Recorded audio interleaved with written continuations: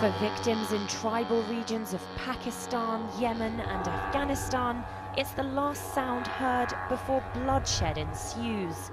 A constant whirring that gets louder before it becomes visible.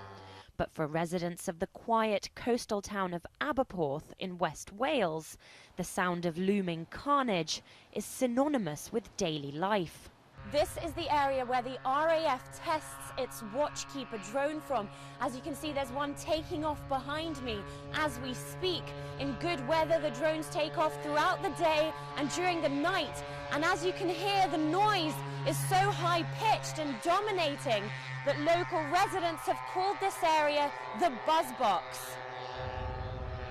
The noise pollution serves as a reminder of the suffering that the unassumingly named unmanned aerial vehicles inflict elsewhere in the world. For local people, the noise is a great disturbance because there's a whining noise and they fly over this area quite regularly.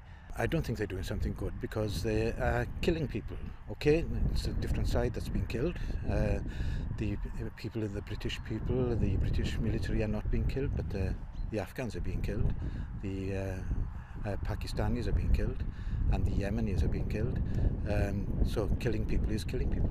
The Welsh Government billed it as a state-of-the-art technology park that would create 400 to 500 much-needed jobs for the community.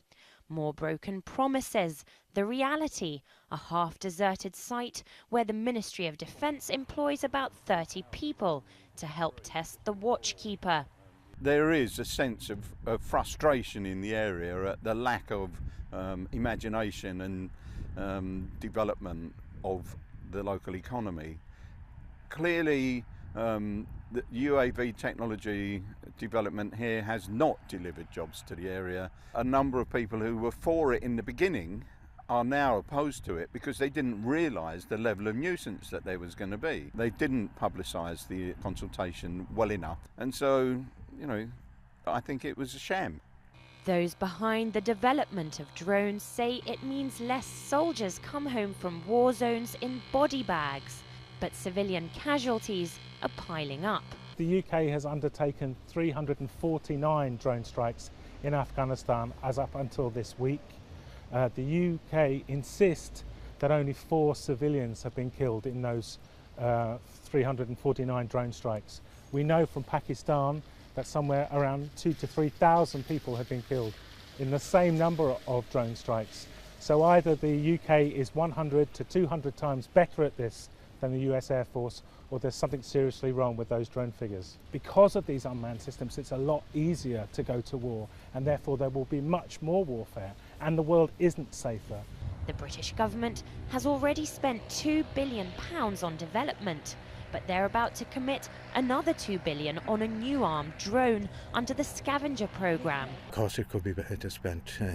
It could be spent on hospitals and schools rather than on killing machines. Despite drastic government cuts on welfare spending, financing for the drones isn't up for debate. In West Wales, millions are being poured into the Watchkeeper without any result. It's already running 2 years late. To the dismay of locals, the daily testing, along with the blood-curdling noise, drones on. Polly Boyko, RT, West Wales.